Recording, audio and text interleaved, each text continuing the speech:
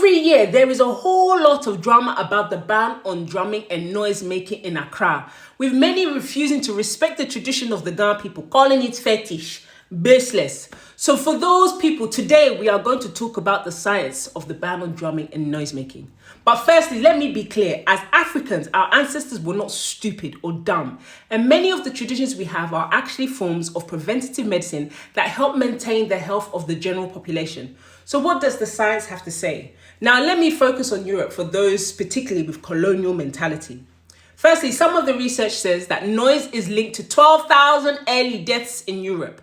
The European Environmental Agency says it's more than that, and long-term exposure just to transport noise causes about 66,000 premature deaths annually and also leads to 50,000 new cardiovascular disease cases. Now, in Ghana, where there's not much enforced regulation around this noise, imagine what our figure is and how helpful a month of silence can be.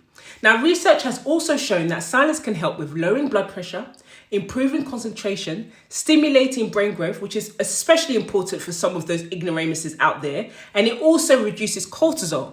And if you've been to any of my talks, because I'm also a medical herbalist, you also know how important this is when it comes to reproduction. Now, noise has been linked to cardiovascular disease, which is like the heart, the circulation, your veins. Also, type 2 diabetes, depression, and even dementia. So if you're there saying, oh, my blood pressure, oh, my diabetes, oh, my periods, and then with the same mouths cussing the ban on drumming and noise making, then it's sabo bloody denche, innit? Now, others say that, oh, they said it's to help with the land and ensure good harvest.